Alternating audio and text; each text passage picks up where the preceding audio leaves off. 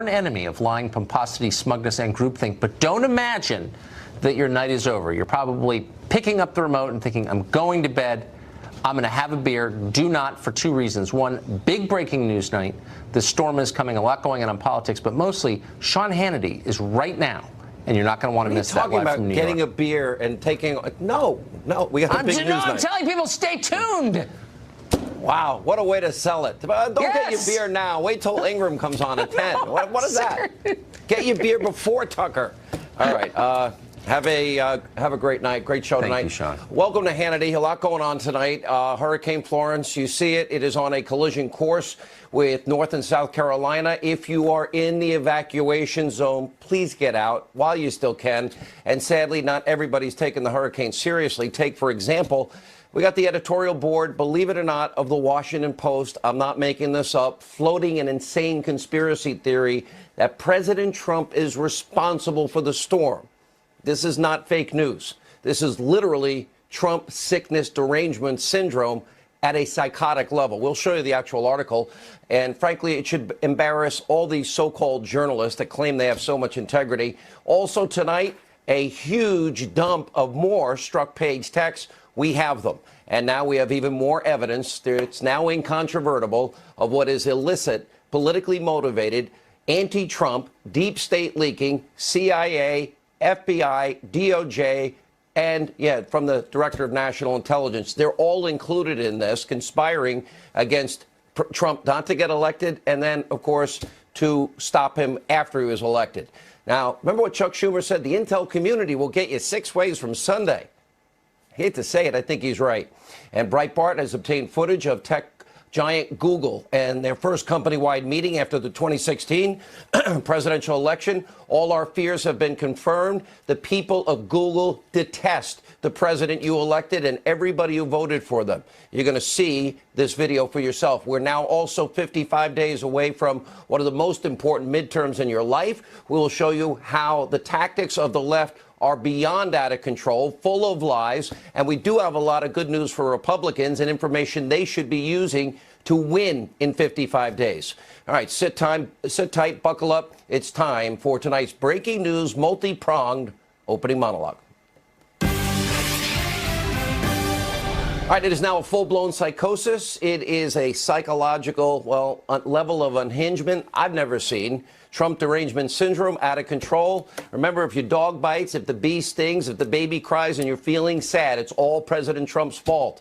If he literally cures cancer, they will never give him credit in the media. Now, according to the editorial board of the New York Times, Hurricane Florence is also President Trump's fault. I'm not making this up. Look at the headline on your screen. Another hurricane is about to batter our coast. Trump is complicit. The Washington Post, by the way, not the New York Times. Believe it or not, that headline, it's not just clickbait. The Washington Post actually laid out a case in the editorial for why President Trump is responsible for bad weather. Look at this quote. When it comes to extreme weather, Mr. Trump is complicit. He plays down humans' roles in increasing the risks, and he continues to dismantle efforts to address those risks. Not only is the claim totally absurd, it's also factually wrong, not that they really care. The American Enterprise Institute.org, AEI.org, they put out in President Trump's first year in office, the U.S. reduced CO2 emissions more than any other country in the world. So Trump derangement syndrome is now reached a new height. These people are just downright sick in their obsession to hate the president. The slogan from the Washington Post is, democracy dies in darkness. Sadly, the final nail in the coffin for democracy, journalism, if you will, is the kind of blinding anti-Trump hatred that is on display from them and all their friends in the media almost every day. Now, maybe instead of blaming President Trump for bad weather and a hurricane, maybe the mainstream media could focus on the biggest abuse of power scandal in our history. And thanks tonight to the former FBI lovebirds, Page and Strzok, we have even more evidence that your government was leaking sensitive information, to destroy Trump from the get-go. First to prevent him from becoming president, then to destroy his presidency. We showed you earlier this week the newly uncovered text messages revealing a 2017 media link strategy with the FBI coordinating with the DOJ. Sarah Carter also discovering that Strzok and Page were working on a Russian interference op-ed in the lead up to the 2016 election. So there was leaking not only by the FBI and the DOJ before the election, again, to prevent Trump from winning, after the election to destroy a duly elected president of you, the people. Now, Sarah Carter has obtained even more new texts from Strzok detailing his cozy relationship, with the New York Times and one of its reporters, Mike Schmidt. April 14, 2017, Strzok texting, quote, also, apparently the Times is angry with us about the Washington Post scoop, an earlier discussion that we had about the Schmidt piece that had so many inaccuracies. Too much to detail here, but I told Mike, redacted, and Andy, they need to understand we were absolutely dealing in good faith with them. Strzok then follows up that text with, quote, the FISA one coupled with the Guardian piece from yesterday. The FISA one. That's right. Peter Strzok was helping the New York Times with a story on the supposedly top secret FISA court. This is beyond bad. Supposedly he's running the investigation. What does it say about the New York Times? What does it say about the Washington Post? All you need is one anti-Trump official to hand them propaganda, misinformation, distorted lies from a known Trump hater at this point, blow it up, act as though it's gospel truth. That's the paper of record. Where are the corrections? When are they coming? Don't hold your breath. Now, we did reach out to the DOJ, the New York Times, the Washington Post, and Strzok and Page for comment. We've yet to get a response. But tonight we have brand new, never before seen text messages. And now appears that on top of, let's see, the Director of National Intelligence, the FBI and DOJ colluding in all this and leaking to the press, seems like the CIA, they too were involved in the same kind of illicit leaking. And yeah, we're talking about you, Mr. Sanctimony, John Brennan. FoxNews.com just obtained brand new texts showing that some officials were, quote, leaking like mad in the lead up to the FBI's Russia probe. Why? To influence public opinion. Take a look at this exchange. This is just after the president got elected, December 15th, 2016. There they are again, Lisa Page texting Strzok, quote, oh, remind me to tell you tomorrow about the Times doing a story about the RNC hacks. Strzok responding, quote, and more than they already did? I told you that.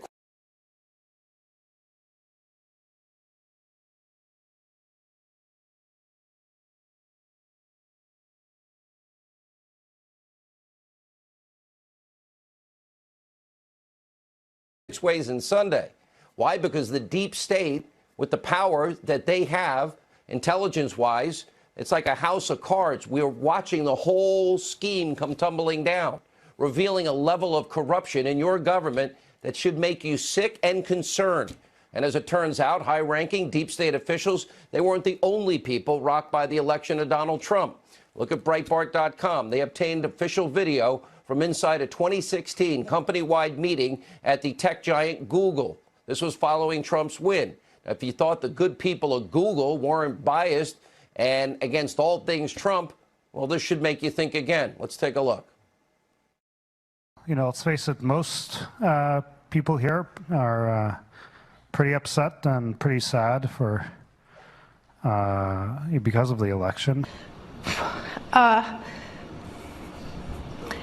That was the first moment I really felt like we were going to lose. And it was this massive, kick in the gut that we were going to lose. And it was really painful. We'll be very strong and vocal and, not just, from a press standpoint or a PR standpoint, but actually working hard behind the scenes to stand up for what's right. I think it's worth being very vigilant and thinking about all these issues. What can we do to lead to maybe a better quality of governance, decision-making, and so forth? Is there anything positive you see from this election result?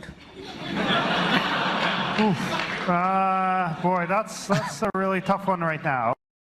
Google, fair and balanced, just like the New York Times and the Washington Post, and just like all those deep state actors that responded to the release of that video. In part, quote, nothing was said at that meeting or any other meeting to suggest that any political bias ever influences the way we build and operate our products. Of course, judging from what we just saw, Well, we could show you an hour more of exactly the same thing. Virtually nobody, at least no one in a position of power at Google, wanted Donald Trump to win. Sounds like the CIA, FBI, DOJ, and, yeah, the Director of National Intelligence under Obama. According to what we just saw, many actively working against the president and against the candidate. And yet we're just supposed to believe them that there's no political bias and their bias doesn't impact any of Google's products. They literally held a funeral for our country at a company-wide meeting the day after Donald Trump won. We'll have more on that developing story throughout the hour. But first, all right, the countdown continues. It's all in your hands. This is where we, the people, have all the power. In 55 days, the Trump agenda will move full steam ahead or it will stop dead in its tracks. You get to decide. Now, some of these races will literally be decided by just a handful of votes. Let's take a look. I'll just list you a bunch of races that are dead even. Arizona, Nevada, Tennessee, Montana, North Dakota, Missouri, Indiana, West Virginia, and Florida. All of them too close to call, and every one of them like a knife fight in an alley. I mean, just a brawl in every one of those places. This is a time when your vote's going to matter. Do you care? Would you like the Trump agenda to continue? Do you like the records on the economy we keep talking about? A lot is on the line. A lot is at stake in this midterm election. 55 days away. Look at this map. If you're in one of these states, you literally will decide whether the Republicans run the Senate or Chuck Schumer, who says we can't impeach Trump soon enough, will run the Senate. You will decide if the Trump agenda moves through Congress. You will decide if originalists, constitutionalists, judges continue to be confirmed. And look very closely at this. If you live in one of these House districts, we'll run it really slow. You will decide whether or not the presidents will face impeachment, because that's what Maxine Waters, Nancy Pelosi, Chuck Schumer have promised. Yeah, there's a lot in play here. It's that serious. You've heard it from all of them. They want to impeach the president. On my radio show earlier today, the former Speaker of the House, Newt Gingrich, said Republicans, they need a national election. They need to sign off on a unified agenda in order to secure victory. Now, we often talk about the 5 things the Democrats are going to do if they win. Let's see, impeach the president. They want their crumbs back. They want a tax increase. They want to keep Obamacare. That's worked out so well for so many of you, paying more, losing your doctors and losing your plans. Of course, they want to eliminate ICE. They want open borders. Well, what are the things Republicans ought to sign on to and promise to you if they get elected? Maybe one, it could be to follow through on the Trump agenda. Number 2, secure the border wall and fund the wall fully. Maybe they can support the president's choice for constitutionalists, originalists on the court, so that you don't have people literally legislating from the bench, or vote to make the tax cuts permanent. Why shouldn't they be permanent? It's good for the economy. We'll have more information about that in a minute. Dismantle Obamacare, replace it with better plans, for example, that have more choices. Healthcare savings accounts give you more power. Healthcare cooperatives, like our good friend down in Wichita, Kansas, Dr. Josh Umber, Atlas MD, $50 a month, unlimited care, and he negotiates 95% reductions for any medicines you might need. Also, how about making America energy independent? We use all our resources available. We got more than the entire world combined. It'd be good for national security. It keeps us safe. It'll be good for the economy. It will create millions of high-paying career jobs for Americans, and in the process, wealth for Americans, so they can buy a nice car, a nice house, in a safe neighborhood, and send their kids to whatever they want to send them to. Republicans also, they've got to promote just how effective Donald Trump has been in the last 19 months. Just today, get this, look at this. We learned that U.S. median income rose to a record high during the president's first year in office. Poverty rate also fell during the president's first year. Millions fewer on food stamps, about 4 million fewer, 4 million new jobs. We have more manufacturing jobs than we've seen in 25 years. Jobs said Obama was never coming back. This country is literally booming under the president's leadership. And as that happens, good news is bad for the Democrats that want their power back, because we had 8 years of failure under their policies and under Obama's policies. And on top of that, guess what? America could still be even more prosperous. 14 states, record low unemployment. Record low unemployment for African Americans, Hispanic Americans, Asian Americans, 65-year low for women in the workforce, youth unemployment, 55-year low. On top of this, watch all the left. They're getting unhinged. They are desperate. You got a guy in California actually trying to stab a GOP congressional candidate at his campaign stand. Police in Washington, D.C. investigating a threat to commit a mass shooting at a Make America Great event in Trump International Hotel. A Wyoming GOP office was set on fire less than 2 days after it opened. Senator Susan Collins, she's received over 3,000 coat hangers as she prepares to vote in the confirmation of Judge Kavanaugh. And her staff has reportedly been receiving vulgar and threatening phone calls and promises to fund any opponents she may have. Not a good climate for people that support Trump. The rhetoric on the left, I don't blame those people, but certainly it's having an impact on those that have a tendency to be crazy. Now, before something horrible happens, maybe they should stop telling people on the left to be getting in people's faces and chasing Pam Bondi and Sarah Sanders and her kids and Secretary Nielsen out of restaurants. Joining us now with our top story, Fox News contributor Sarah Carter, investigative reporter, the author of the #1 New York Times bestseller, The Russian Hoax, The Illicit Scheme to Clear Hillary Clinton, Frame Donald Trump, Fox News legal analyst Greg Jarrett. Sarah, let's start with these new text messages. This is 3 days in a row now. Now it starts off with they're going to have a big media strategy. That was the first thing. And let's get into where we are today with the Washington Post and New York Times. Well, I think this is the smoking gun that the FBI, particularly Peter Strzok and Lisa Page, and possibly Andrew McCabe, the former deputy director of the FBI, were leaking information to the media about none other than Carter Page. In April 2017, Sean, we have information in these text messages that they specifically state that the New York Times is upset with the scoop that was given to the Washington Post. Well, on April 14th or April 11th is when the Washington Post actually published a story confirming that there was a FISA warrant on Carter Page. I think about this, Sean. They were actually confirming a secret warrant to spy on an American citizen publicly with a newspaper. If all of this pans out to be true, these are, in their own words, these are text messages from Peter Strzok to Lisa Page, basically confirming that the FBI leaked information to the Washington Post. I spoke with Carter Page. He again said this is the biggest charade he's ever seen. Today he is just dumbfounded at the fact that they would go this far, but it didn't surprise him. Yeah, Greg Jarrett, let's get into this. If you really break it down, all the evidence we have here, let's see, the FBI, DOJ leaking. Now we know the CIA is leaking. Where did the dossier leak come from? Don't we believe that came from the Director of National Intelligence at the time? All Obama officials. He leaked it to the media, but the instigator was John Brennan, CIA director. So let's talk about what it means. When powerful forces in government abuse their trust to subvert the legal process, and when the media is complicit by condoning corrupt behavior and failing deliberately to tell the truth, democracy is threatened. And that's what happened here.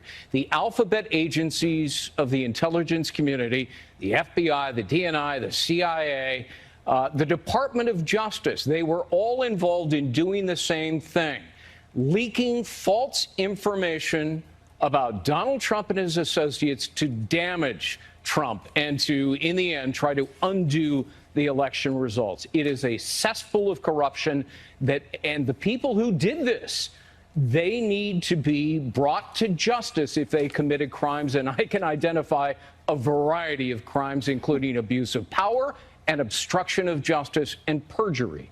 All right, we're not getting at this very quickly, though. I mean, we thought we had all the Strzok Page texts.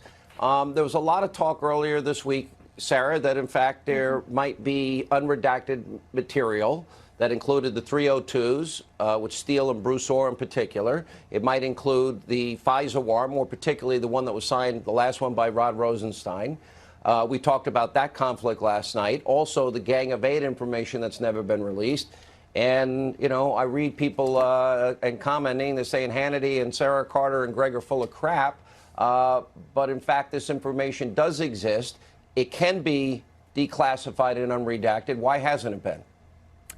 I believe it will be. All the sources that I've spoken with say that the White House is reviewing this, that the president will declassify all of these documents. We have to understand right now, of course, the hurricane is barreling down.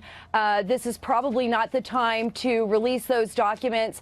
I would assume that the president will do this as soon as possible, particularly with all this new information coming forward. Sean, those FISA documents are absolutely necessary. They need to be declassified. Even more importantly, I think along with those FISA documents, hey, look, they leaked it to the New York Times, to the Washington Post. Apparently, according to their own text messages, they didn't seem that concerned about the secrecy of the FISA document. If they were willing to give it out at the same time that James Comey was actually signing a FISA renewal, because during this time, James Comey himself signed the third FISA renewal, and then in June, Rod Rosenstein signed the last. So if they were okay with leaking this to the Washington Post, we should be able to see those documents, as well as the dossier that was given to the Gang of Eight, which I have been told holds an enormous amount of exculpatory evidence that was withheld from the FISC court, the Foreign Intelligence Surveillance So we Court. have all these the biggest players with the powerful tools of intelligence at their avail, you know, the CIA leaking like mad, Greg, then the dossier leak, then Strzok and Page, then Comey. McCabe is mentioned in these new text messages. He knew about it. What happens when you leak this kind of information to the press, and they're the people, in the case of Strzok and Page and others, involved in the investigation that is ongoing? Well, if any of it involved grand jury information, that's a crime. It's also a crime called obstruction of justice. If you're using your government job to interfere in an otherwise legitimate investigation, and it's a crime to launch an illegitimate investigation to deprive people of their rights. All of those are crimes. And if those crimes were committed, these people ought to be indicted for it. And you've named a great many of them, and they're all in my book as well. All right, thank you both. We'll have the latest on Hurricane Florence about to hit the Carolinas. More reaction to this breaking news. Congressman Mark Meadows, who got a lot of this new information, Jim Jordan, they'll join us as we continue tonight on Hannity. On Nat Geo Wild. Right here now with more reaction to these explosive, brand new, just released text messages between Peter Strzok, Lisa Page, Congressman Jim Jordan, Congressman Mark Meadows. All right, it all started 2 days ago with the media strategy, and drip by drip, we keep getting more and more of these text messages.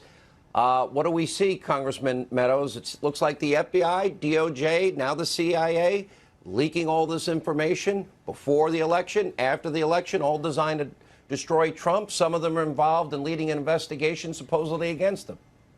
Well, obviously, today's new text messages would suggest that the media leak strategy was exactly what we surmised in the letter that we sent to Rod Rosenstein just a couple of days ago. I think, but the bigger context of this is that this is not the end of it. I can say the Department of Justice has been working with Jim and I to get us additional documents.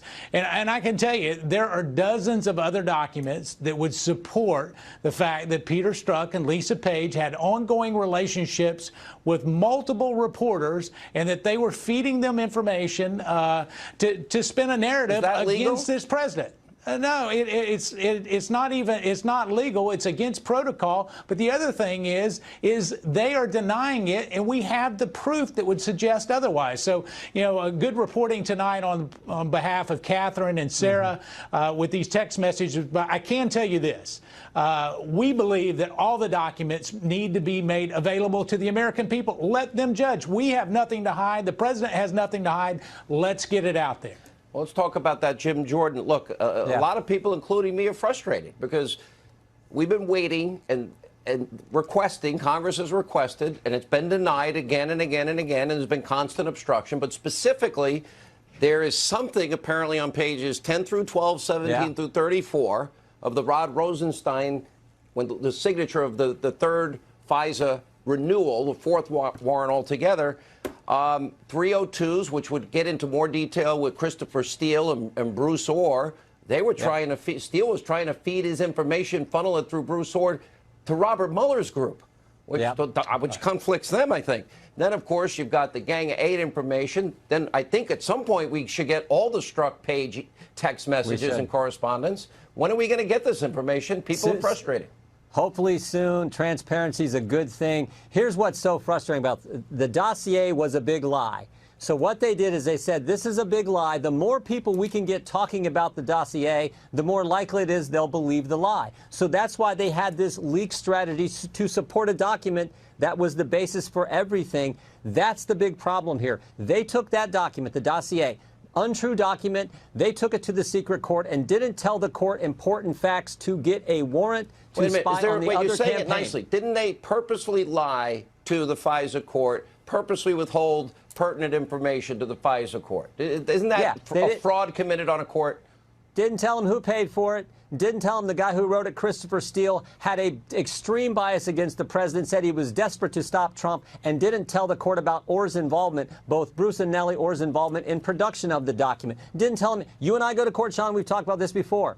Mark and I go to court. We got to tell the truth, the whole truth, nothing but the truth. If this is unredacted, what do you know or what do you suspect the American people will say? Why do people tell me? I've not seen them.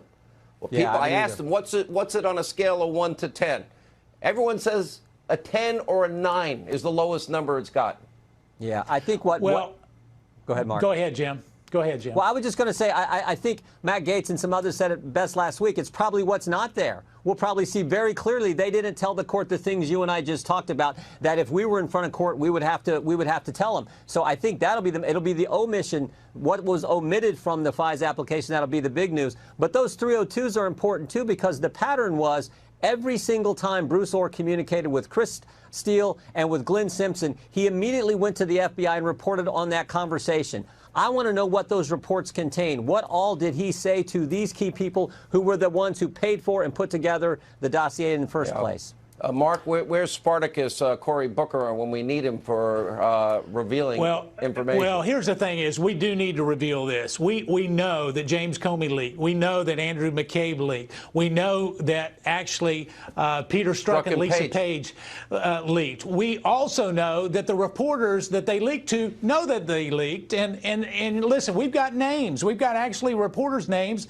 I believe that journalism is alive and well, but at the same time, we've got to make sure that we get rid of this in the FBI and DOJ. Are you I will say this. I am told that there's exculpatory evidence in the 302s, Gang of 8 information, and in the unredacted FISA that they literally purposely withheld exculpatory evidence as it relates to Papadopoulos, Carter Page. Is that true? Well, we've heard the same things. I can tell you, seeing some of the unclassified documents, there is more of the story that has not been shared with the FISA court and actually with the American people. The time is now. We've got to get it out there, and we're calling on the president, hopefully, to release those documents. All right, gentlemen, thank you both for what you do. I know it's taken a lot of courage and work on both your parts. Thank you. When we come back, mandatory evacuations are in effect in the Carolinas. Elsewhere, Hurricane Florence barreling towards the coast. Rick Reichmuth, he has a live report, and much more straight ahead on this busy breaking news night tonight on Hannity. NextEra Energy. My administration is in close coordination with state and local authorities and FEMA. These are tremendous people also, as you know, has already placed extensive resources on the ground, including search and rescue experts, power restoration, and medical support. Residents in the path of these devastating storms should comply with all evacuation orders and other emergency instructions. Protection of life is the absolute highest priority, and that's what we're doing. It's called protection of life. So God bless everybody and be careful. I talked to my White House sources, a few today, and they said that they have already pre-positioned trailers with food and water, medicine, supplies, baby formula, cots, blankets, and are ready for a lot of devastation. The president earlier today discussing the preparations for Hurricane Florence. The storm headed right towards the east coast of the United States and the Carolinas. Rick Reichmuth is in the Fox News Weather Center with more tonight. Every single meteorologist I've spoken to, watching your coverage all day, they're all saying the same thing. This is the real deal. This hurricane's going to hit. There's going to be a surge. It's going to slow down once it makes landfall, and it's actually going to hit and then begin to slowly move south from Myrtle Beach and elsewhere. How bad is it? Yeah, the problem is it's going to be a really long duration event, and that's going to make all of the things that you're dealing with, the wind, the rain, the storm surge, all of it just lasts a lot longer, and that exacerbates all of the problems you're going to deal with. So it is very real. I just want to put this into perspective for you. This is how big Sandy was, at least as far as the tropical storm force winds extended out. It was 1,000 miles. Katrina, we know the damage that did, and the tropical storm force winds extended out 400 miles from the center of that. Florence now, we've got tropical storm force winds that are extending out 390 miles, so almost the same size as Katrina. And with all the damage that Katrina did, it came on shore as a Category 3, which is what Florence is now as well. Because it has been so strong for so long, earlier today, there was a wave height measured of 84 feet in the bottom right quadrant. The front right quadrant of the storm. All of that wave action is moving towards the shore, and tomorrow it's going to slow down a lot in its forward progression. Here's the ocean temperatures. It's got to go still over the Gulf Stream right there. That's where the warmest water is, so there's plenty of fuel there to at least maintain the Category 3 strength. And right now the forecast is it might come up just a little bit. Here's that problem you were mentioning, Sean. That position there is tomorrow afternoon at 2 o'clock. There's Friday afternoon, there's Saturday afternoon. Somewhere in here, this isn't going to move much more than probably, say, 50 to 80 miles. And because of that, you're going to have maybe a 36-hour period where you've got hurricane force winds along the coast and storm surge that keeps on piling up. Go into Sunday and Monday, and finally this begins to go out of here. But because of this long duration event, we're going to be talking about a lot of spots, I should say, 5 to 10 inches of rain. And probably at the height, we'll see a couple of areas, maybe 40 inches of rain. That's all water that gravity wants to pull it offshore and out into the ocean. But storm surge is going to be pushing all of the water toward the shore, 9 to 13 feet, probably at the highest point. All that water going in. And because of that ongoing long period, we're probably talking about 2 days, maybe 5 tide cycles or so, high tide cycles, where we see that water pulling in, the water trying to get out. That's why we're so concerned about inland flooding here. And keep in mind, very mountainous terrain here across the southern Appalachians, and that water will cause lots of flooding as well. There's some spots also in North Carolina, including across parts of the Appalachians, as well as places like Wilmington, Sean, that are at their wettest that they've ever been from this summer. So the ground's already saturated, and that is before any of this water gets toward that area. So you think around Myrtle Beach, Wilmington, goes a little south, more towards Charleston, but also right up the East Coast, and you're saying that tropical force winds, rains, all the way up through the East Coast, 1,000 miles up until New York and beyond?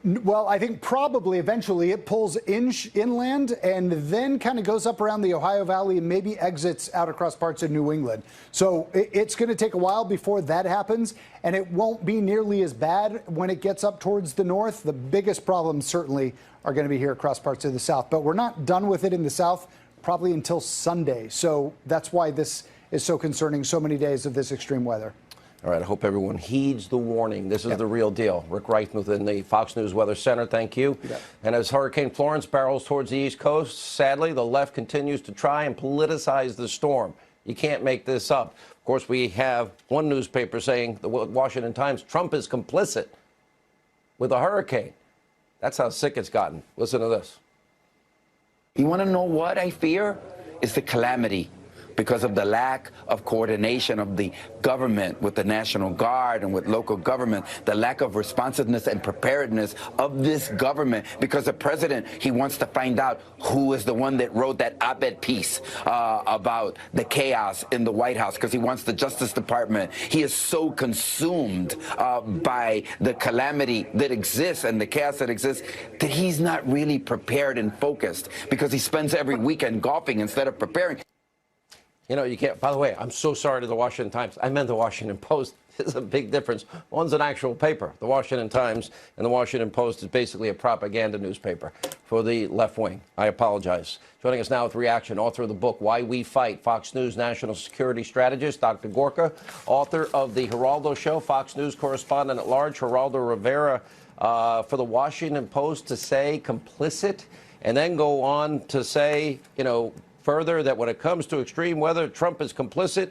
He plays down humans' role in increasing the risk. He continues to dismantle efforts to address those risks.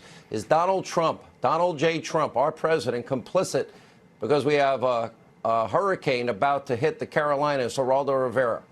Well, Sean, I think that he is indeed complicit. I think he is also complicit in the stock market crash of 1929, not to mention the Manson murders. It's very clear that this man has his evil By the way, you had an claws, his exclusive tentacles in all with these Charles stories. Manson. You know, the good thing about that story is it is so patently ridiculous. It is so contemptuously false that it reveals an attitude toward this president that absolutely corroborates what I have said since before he took office. There has never been a president who has had a worse relationship with the press, where everything he does is construed in the most evil way possible, and where farcical notions like a president of less than 2 years being complicit in a storm barreling toward the Carolinas. This is a shameful attempt, really, to reveal what it does is reveal the dark heart of the Washington Post much more than anything about Donald Trump. Well, you could add that to what we've been describing, and that is that if you have a bunch of Trump haters in the deep state, all they have to do is make a phone call, and it's going to get printed verbatim. Nobody ever questions their methods. There's no, I guess they can second source it because they can say, well, talk to Lisa Page. And if it's Lisa Page leaking, talk to Peter Strzok. And then the New York Times, Washington Post just publish whatever lie, anti-Trump screed they want out there. It is so deep, this hatred of the president. It is really scary. We have had political division. Richard Nixon was an extremely unpopular president. I submit to you that Donald Trump is getting a worse ride by the press than even Richard Nixon. I don't think did. anybody. It's really sad. Dr. Gorka. Sean, there's a funny aspect to this story, and then there's a serious side. The funny thing is, I mean, this is the editorial board. This isn't one op-ed writer. This is the editorial board of the Washington Post that have just made Donald Trump Poseidon. He is so powerful that he is now responsible for hurricanes. I mean, it's the average American looks at that and they just laugh. I mean, they have made themselves a laughing stock, and this is why fake news is real. But on the serious side, they don't believe what I know, what Geraldo knows, what you know, Sean. Donald Trump cares about one thing above all else: the safety of all Americans, especially those who are in the path of this hurricane. What the Washington Post did today, it's not journalism, Sean. It is going to be devastating. If you're in these coastal areas, please, I don't say it often, pay your taxes and listen to your government officials here. There's going to be massive damage. There's going to be a risk to human life. Be careful. But no one person is complicit in creating a hurricane. Can't believe we're reporting it, but they did. All right, if you think that's bad, thank you both. The View's Joyless Behar saying, God forbid President Trump lives another 20 years. Whew. We got the tape. Reaction from Pam Bondi, Monica Crowley, as this breaking news night continues. Please stay with us.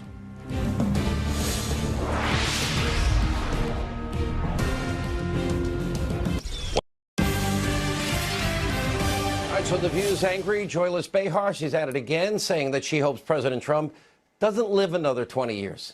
So nice and kind and thoughtful. Take a look. If he lives another 20 years, God forbid, not that. If he lives another 20 years, well, he could be like 105 by the time he we've got him here for the next. Imagine a conservative said that about Obama. Wouldn't have gone over well. And in the next segment, Behar tried to walk back her comments and said she didn't wish the president ill. Okay. Here with reaction from Florida Attorney General Pam Bondi, from the London Center for Policy Research, Monica Crowley. You have this incident, Pam, out in San Francisco, Republican congressional candidate. Guy goes after him with a switchblade after saying horrible things about Republicans. And then I think of the rhetoric of Cory Booker, Maxine Waters, some other people, getting their faces, encouraging what has happened to Sarah Sanders and her family and Secretary Nielsen and you. Do you connect the rhetoric with the actions of a few maniacs?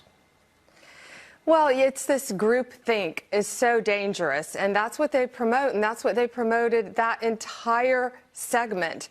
You know, and this was a perfect time for them to put aside their absolute hatred and disdain for our president and focus on a hurricane like you just did, Sean, a hurricane that is about to hit our coast. But he's complicit in creating the hurricane. Donald Trump is right up there. Unreal. He tells God, I want a hurricane, and God and he combined, you know, and made a hurricane.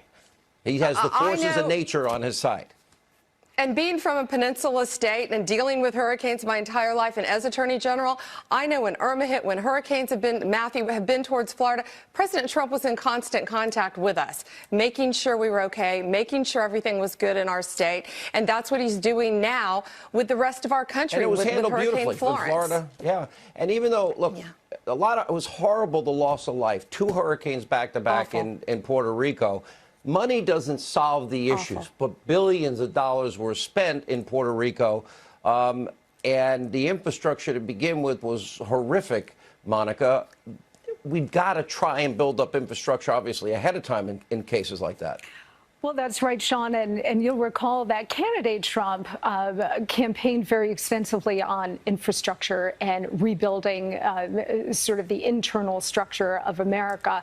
You know, watching that Joy Behar clip calls to mind Madonna saying she wanted to blow up the White House early on. You know, you had just a Broadway star saying, you know, where's John Wilkes Booth when we need him? Kathy Griffin holding up the bloody Trump head, and now Joy Behar wishing him dead.